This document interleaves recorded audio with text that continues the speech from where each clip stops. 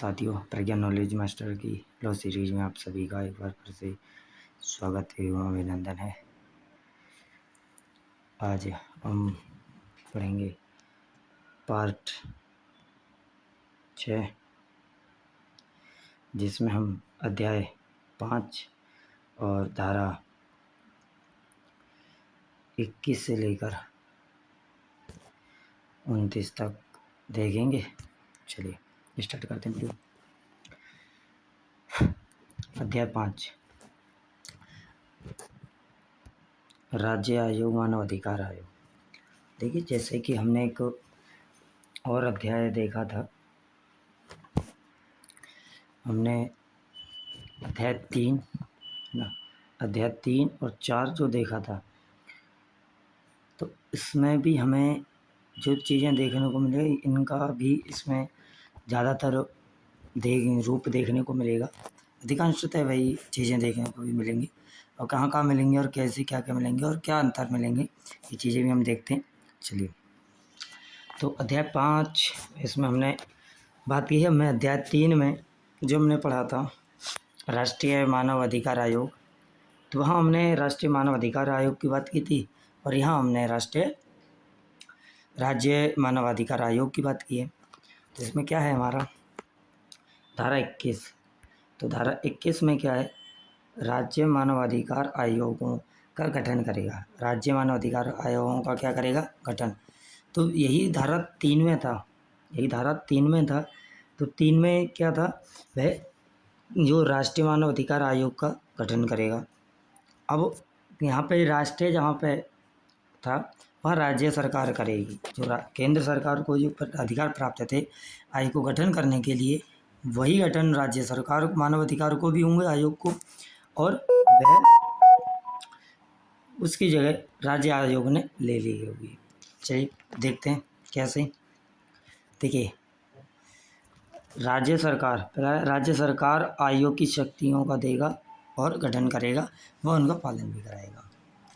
दूसरा है, तथा उस आयोग का नाम राज्य के आयोग के नाम पर होगा। जिस राज्य में वह बनाया जा रहा है, उस आयोग के नाम होगा। मानवाधिकार आयोग, इसके पीछे लिखा होगा राज्य का नाम और मानवाधिकार आयोग। ठीक, इसके बाद वह अधिसूचना द्वारा गठित माना जाएगा। साथ ही वह जो अधिसूचना की तारीख से ही क्या होगा, वह गठित माना जाएगा और वह बना निर्मित माना जाएगा। सदस्य बनने की योग्यताएं कौन कौन सी होंगी, ये भी देख लेते हैं। चलिए, तो सदस्यता बनने की जो योग्यताएं हैं, वह अध्यक्ष रूप के लिए उच्च न्यायालय का न्यायाधीश, वह मुख्य न्यायाधीश हो सकता है या अन्य न्यायाधीश हो रहा हो पहले, ये हो सकता है। या एक सदस्य जो उच्च न्यायालय का या जिला न्यायाधीश हो, यानी कि उच्च न्यायालय का न्यायाधीश हो या फिर जिला न्यायाधीश हो या रहा हो, लेकिन उसे 7 वर्ष का अनुभव होना अति आवश्यक है ना, एक सदस्य होने के लिए। अगला है, एक सदस्य होने के लिए अनुभवीशाली व्यक्ति है, जिसे मानवाधिकार के व्यवहारिक अनुभव हो, है ना, जिसने पूर्व में किसी संगठन में या आयोग में किसी मानव अधिकारों से संबंधित हो, या उसने उस विशेष रूप से उसी की पढ़ाई की हो, वह व्यक्ति हो सकता है। ठीक, इसके आगे चलिए बढ़ते हैं। आगे है, एक सचिव जो होगा, वह राज्य आयोग का मुख्य न्यायपालक होगा। जो सचिव के रूप में जो नियुक्त किया जाएगा, वह क्या होगा, जो राज्य आयोग का मुख्य कार्यपालक है ना। प्रशासनिक जो व्यक्ति होंगे, वो शक्ति होंगे, वे आयोग का मुख्यालय राज्य सरकार के द्वारा अधिसूचना में दिया जाएगा। जो राज्य सरकार की अधिसूचना होगी, उसके अनुसार निर्धारित किया जाएगा कि मुख्यालय कहाँ होगा राज्य सरकार का। ठीक है, किसी भी राज्य का मुख्यालय होगा, लेकिन मुख्यालय तो हर एक जो भी हमारी संस्थाएं, संगठन या कोई भी संघ वगैरह चलते हैं, तो उनमें हमारे आयोग वगैरह चलते हैं, उनमें क्या होता है, उनका मुख्यालय तो होता है किसी भी कार्य करने का, है ना। तो उनका मुख्यालय भी होगा, तो मुख्यालय कहाँ होगा वो राज्य सरकार बताएगी अधिसूचना के द्वारा। अच्छा, संविधान की 7वीं अनुसूची है ना 2 और 3 से संबंधित जो भी अधिकारों का अतिक्रमण करेगी वह क्या होगी, उन पर एक्शन लिया जा सकेगा तत्काल प्रभाव से, ये राज्य आयोग का कहना है। चलिए आगे बताते हैं। परंतु जहाँ जांच पूर्व में की जा चुकी है या राज्य आयोग जांच की करेगा तो वहाँ नहीं होगा ऐसा, है ना। परंतु जो परंतुक है, कौन सा परंतुक ये भी जान लेते हैं। ये जो परंतुक है क्या होगा, राज्य सरकार की जो जांच की जा चुकी है वो जम्मू कश्मीर पर भी सेम लागू होगी जैसे अन्य किसी भी क्षेत्र में या जगह पर लागू होती है। आगे बढ़ते हैं।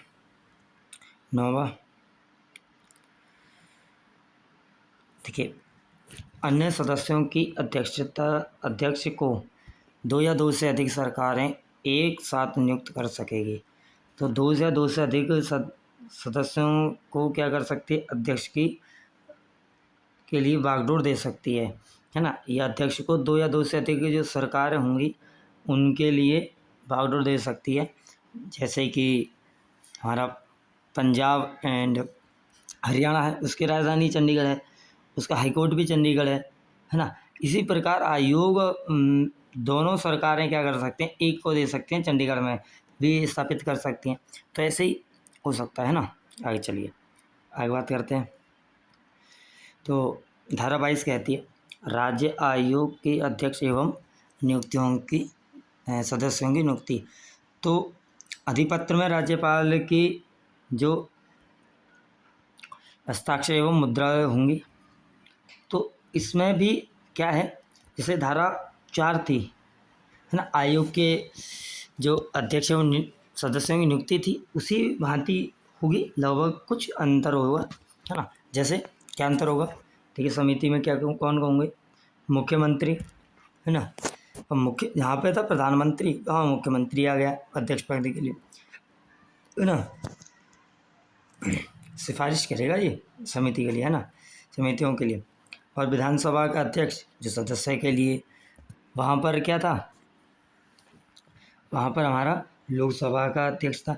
इनकी स्तर राज्य स्तर पर जो चीज़ें होंगी वह वही होंगी, है ना।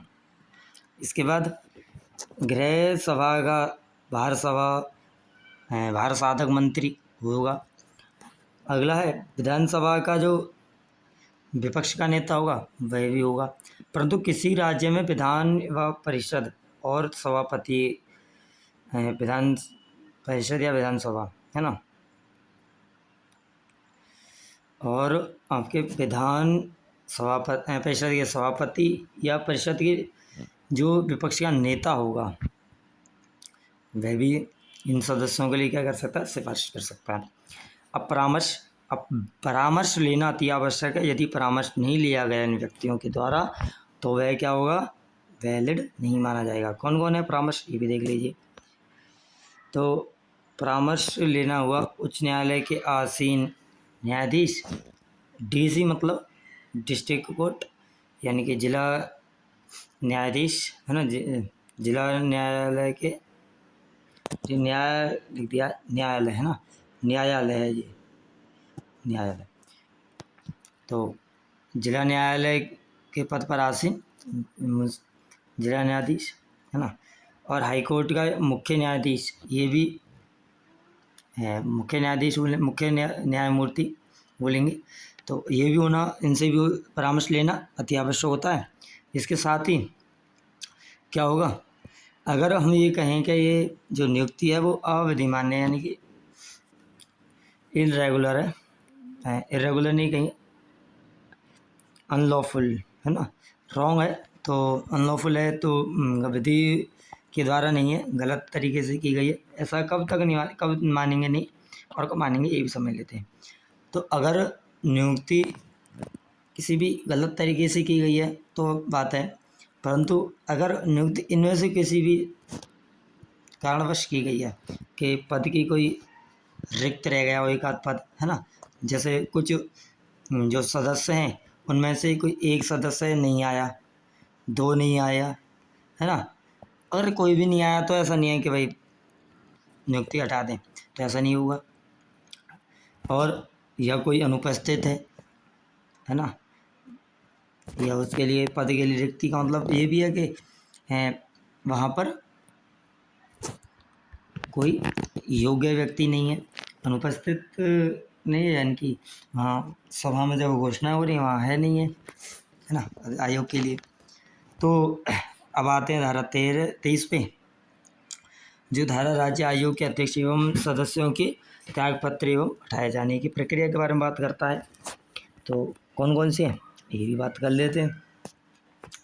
तो यह हमने पढ़ी थी धारा 5 पर, है ना, हटाया जाना एवं त्याग पाया जाना।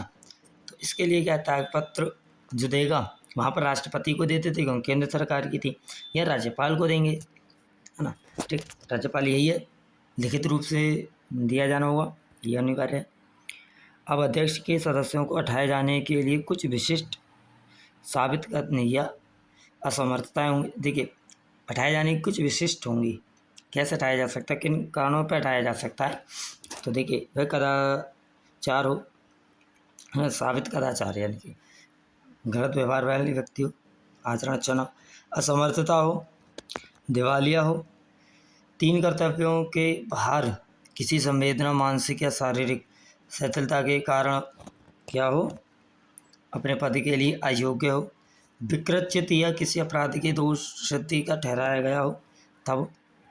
इसके साथ ही जो भी नोट मतलब जो भी बिंदुएं दी गई 1 से 4 तक, वो मुख्य न्यायालय के द्वारा या राष्ट्रपति के द्वारा आदेश दिया जाना आवश्यक होगा, और वह भी दोष सिद्धि के होने के बाद, ठीक है, वह आदेश होगा, मान्य तभी होगा, हटाया जाना संभव होगा, वरना अन्यथा नहीं हटाया जा सकता।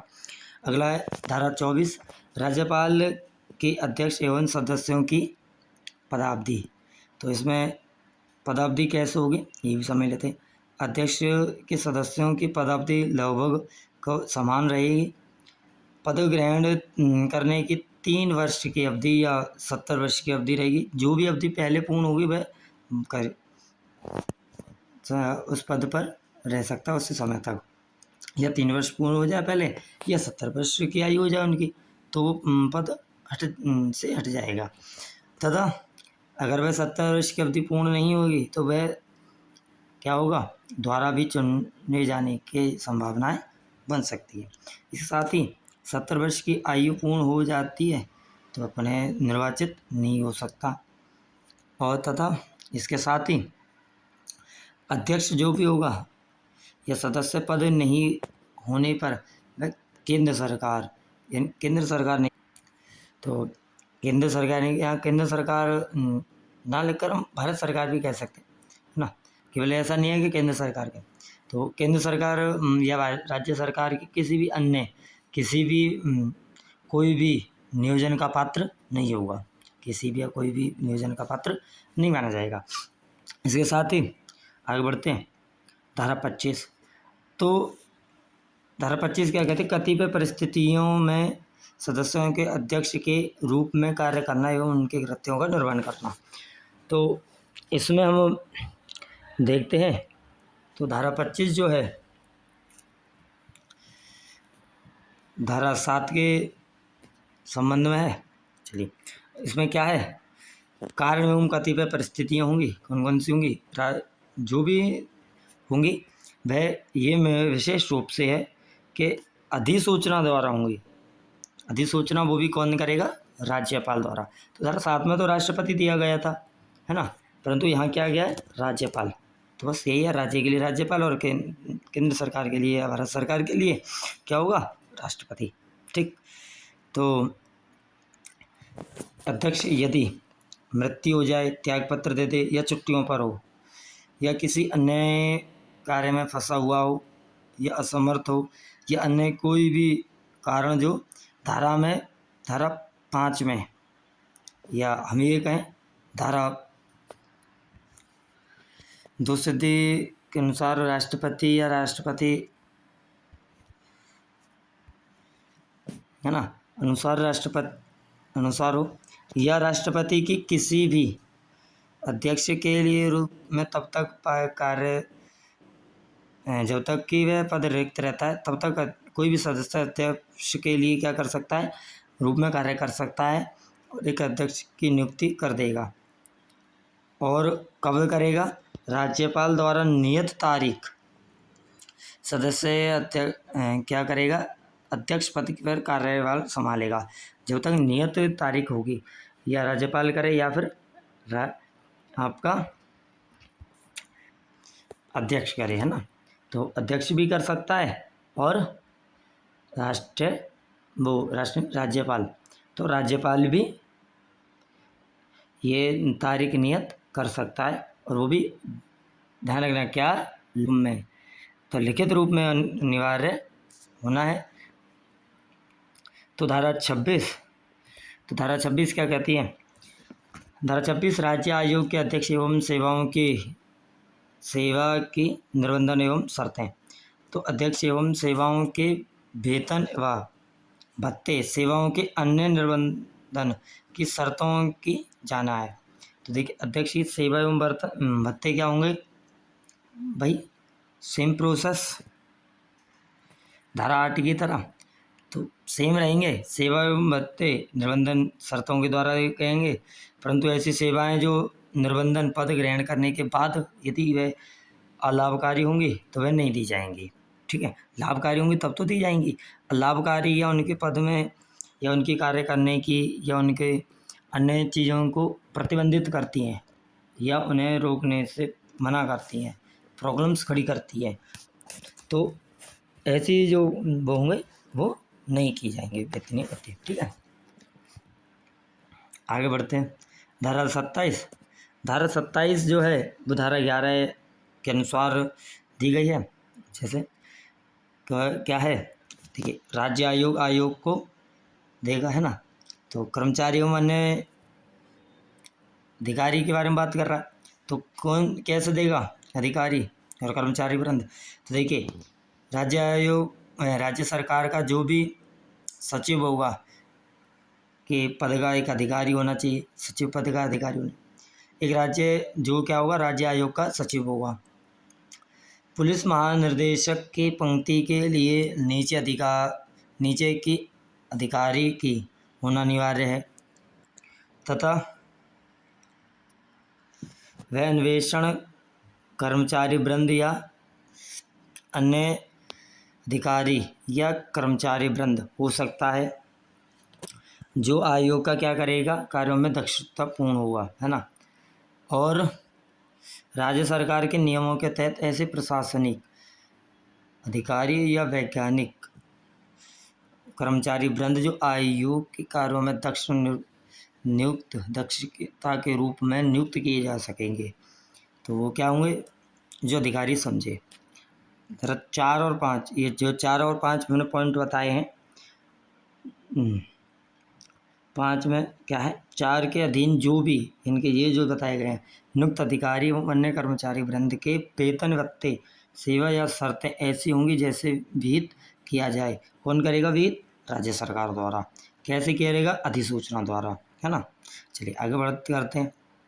धारा 28 क्या कहती है, राज्य आयोग की वार्षिक एवं विशेष रिपोर्ट। तो वार्षिक रिपोर्ट कौन देगा और किसको देगा, है ना, ये भी क्या समझने वाली विषय है। तो वार्षिक रिपोर्ट आयोग की जो होगी कौन किसे देंगे, सरकार, राज्य सरकार को देंगे। विशेष या कोई विशेष मामले का विशेषज्ञ उसे देंगे। ठीक है, अब बात आती है आयोग की जो सिफारिशों पर क्या होगा, इसे अस्वीकृत कोई कारण हो तो यदि अस्वीकृत करने पर आयोग की जो सिफारिशें उनको अस्वीकृत करने का कोई कारण यदि है तो वे क्या करेंगे, उन कारणों को बताएंगे, वो भी ज्ञापन सहित। विधानमंडल के जो दोनों मंडल है, वो सदन है, उन दोनों को साफ दिखाएंगे, पारित कराएंगे। तो अगला है धारा 29। ठीक, धारा 29 क्या कहती है, राष्ट्रीय जो मानव अधिकार आयोग से संबंधित कतिपय राज्य एवं आयोग से संबंधित कतिपय उपबंधों का राज्य आयोगों को लागू करना होगा। तो यार राष्ट्रीय आयोग मानव अधिकार आयोग से संबंधित जो भी कतिपय उपबंध दिए गए हैं, यानी जो भी प्रावधान दिए गए हैं वो राज्य आयोगों को लागू करने होंगे। कौन कौन से उपबंध करने होंगे राज्य आयोगों पर लागू, तो ये भी समझ लेते हैं। लागू धाराएं कौन कौन सी हैं, धाराओं के रूप में समझते हैं। तो धारा 9, ठीक, धारा 9 ये लास्ट हमारा सेक्शन है, यानी कि लास्ट धारा है, अंतिम धारा। इस धारा अध्याय 5 की 29वीं, ठीक है। अध्याय 6 पढ़ेंगे हम, जो रहेगा धारा 29 से 31 तक अगली वीडियो में, तो ये भी हम समझेंगे, ठीक है। चलिए बात करते हैं धारा 9, 10, 12, 13, 14, 15, 16, 17 और 18 के जो उपबंध होंगे, है ना, इनकी धारा 11 नहीं दी गई, वे राज्य आयोगों पर क्या होंगे, लागू होंगे। अब आयोग के प्रति, पहला है आयोगों के प्रति जो अर्थ लगाया जाएगा, राज्य आयोग के प्रति लगाया जाएगा। जो आयोग के प्रति जो शब्द दिया गया है वह कहाँ लगाया जाएगा, राज्य के प्रति लगाया जाएगा। इनमें जो दिया गया है 9 से, इनमें है ना 9, 10, 12, 13, 14, 15, 16, 18, ठीक है, 17, 18, तो ये भी दिए गए। इसके बाद ये है, और टेलीग्राम चैनल पे ये पूरी PDF मिल जाएगी आपको कंप्लीट होने के बाद, ठीक है। इसके बाद धारा 25, धारा 25 क्या करें, खा 29 का खा क्या है, धारा 10 में जो भी होंगे उपधारा 3 में जो शब्द महासचिव है वो महासचिव नहीं होगा, वहाँ क्या होगा, सचिव पद के दिया जाए, कहे जाएगा, समझा जाएगा, ठीक है। अच्छा, धारा 12 के खंड 4 जो है उसमें लोप किया जाएगा राज्य आयोग, और धारा 17 के खंड 1 में केंद्र सरकार या किसी भी शब्द का लोप किया जाएगा। तो बस आज के लिए इतना ही। आपको टेलीग्राम चैनल तो आपको पता ही है, प्रज्ञा नॉलेज मास्टर, जो हमारे यूट्यूब चैनल पे ही प्रज्ञा नॉलेज मास्टर टेलीग्राम चैनल भी है, तो इसे ज्वाइन कर लेना। वीडियो आपको यही मिल जाएगी, PDF भी, ठीक है। आज के लिए बस इतना ही, धन्यवाद।